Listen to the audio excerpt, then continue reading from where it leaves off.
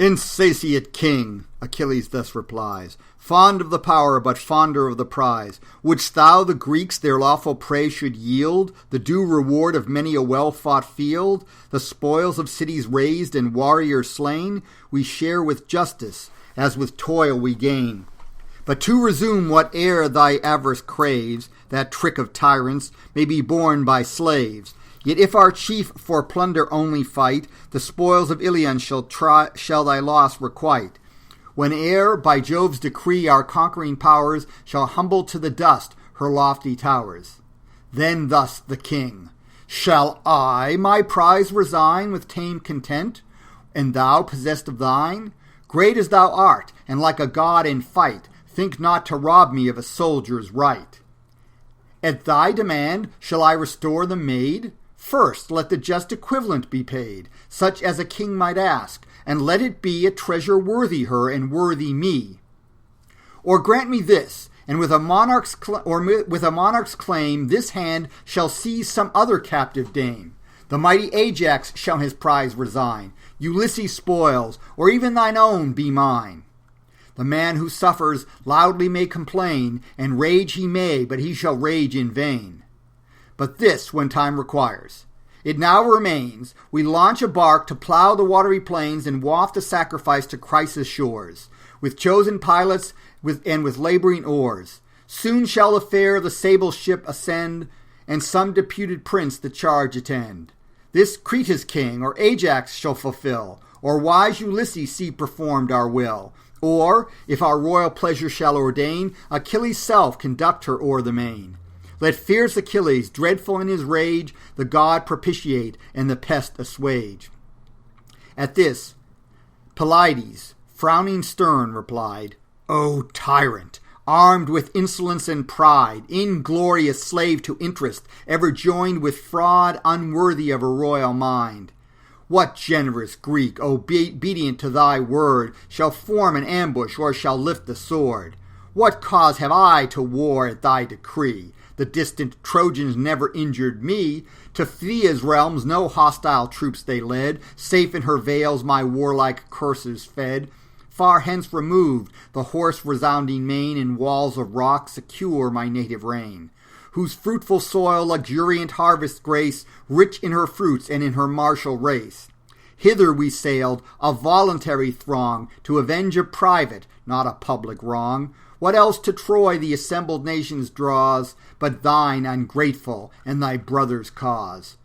Is this the pay our blood and toil deserve, disgraced and injured by the man we serve? And darest thou threat to snatch my prize away, due to the deeds of many a dreadful day? A prize as small, O tyrant, matched with thine, as thy own actions, if compared to mine. Thine in each conquest is the wealthy prey, though mine the sweat and danger of the day. Some trivial present to my ships I bear, or barren praises pay the wounds of war. But no, proud monarch, I'm thy slave no more. My fleet shall waft me to Thessalia's shores. Left by Achilles on the Trojan plain, what spoils, what conquests shall Atrides gain? To this the king, fly, mighty warrior, fly. Thy aid we need not, and thy threats defy. There want not chiefs in such a cause to fight, and Jove himself shall guard a monarch's right. Of all the kings the gods' distinguished care, to power superior none shall hatred bear. Strife and debate thy restless soul employ, and wars and horrors are thy savage joy. If thou hast strength, 'twas heaven that strength bestowed, for know, vain man, thy valor is from God. Haste, launch thy vessels, fly with speed away, rule thy own realms with arbitrary sway. I heed thee not, but prize at equal rate thy short-lived friendship and thy groundless hate. Go, threat thy earth-born Myrmidons, but here 'tis mine to threaten, prince, and thine to fear. Know, if the god the beauteous dame demand, my bark shall waft her to her native land. But then prepare, imperious prince, prepare, fierce as thou art, to yield thy captive fair. Even in thy tent I'll seize the blooming prize, thy loved Briseis with the radiant eyes. Hence shalt thou prove my might, and curse the hour thou stoodst at arrival of imperial power. And hence to all our hosts, it shall be known that kings are subject to the gods alone. Achilles heard, with grief and rage oppressed, his heart swelled high and labored in his breast. Distracting thoughts by turns his bosom ruled, now fired by wrath and now by reason cooled, that prompts his hand to draw the deadly sword, forced through the Greeks and pierced their haughty lord. This whispers soft his vengeance to control and calm the rising tempest of his soul.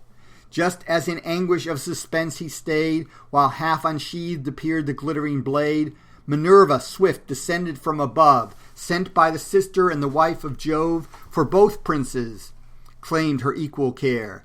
Behind she stood, and by the golden hair Achilles seized, to him alone confessed, a sable cloud concealed her from the rest. He sees, and sudden to the goddess cries, known by the flames that sparkle from her eyes, "Descends Minerva in her guardian care, a heavenly witness of the wrongs I bear from Atreus' son? Then let those eyes that view the daring crime behold the vengeance too." "Forbear," the progeny of Jove replies, "to calm thy fury I forsake the skies.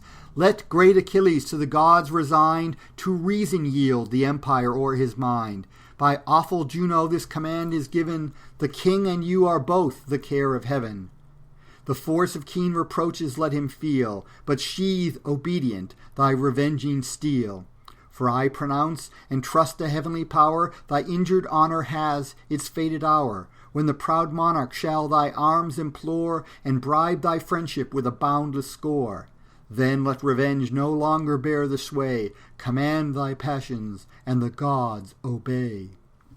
To her, Pylades, "With regardful ear 'tis just, O goddess, I thy dictates hear. Hard as it is, my vengeance I suppress, those who revere the gods will bless." He said, observant of the blue-eyed maid. Then in the sheath returned the shining blade.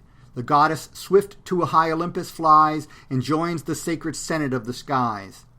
Nor yet the rage his boiling breast forsook, which thus redoubling on Atrides broke. "O monster, mixed of insolence and fear, thou dog in forehead, but in heart a deer! When wert thou known in ambushed fights to dare, or nobly face the hard front of war? 'Tis ours the chance of fighting fields to try, thine to look on and bid the valiant die. So much 'tis safer through the camp to go and rob a subject than to spoil a foe. Scourge of thy people, violent and base, sent in Jove's anger on a slavish race, who, lost to sense of generous freedom past, are tamed to wrongs. Of this, or this had been thy last. Now, by this sacred scepter hear me swear, which nevermore shall leaves or blossom bear, which severed from the trunk, as I from thee, on this bare mountain left its parent tree, this scepter, formed by tempered steel to prove an ensign of the delegates of Jove, from whom the power of laws and justice springs, tremendous oath, inviolate to kings. By this I swear, when bleeding Greece again shall call Achilles, she shall call in vain. When flushed with slaughter, Hector comes to spread the purpled shore with mountains of the dead, then shall thou mourn the affront thy madness gave, forced to deplore when impotent to save. Then rage in bitterness of soul to know this act has made the bravest Greek thy foe." He spoke, and furious hurled against the ground his scepter starred with golden studs around, then sternly silent sat. With like disdain the raging king returned his frowns again.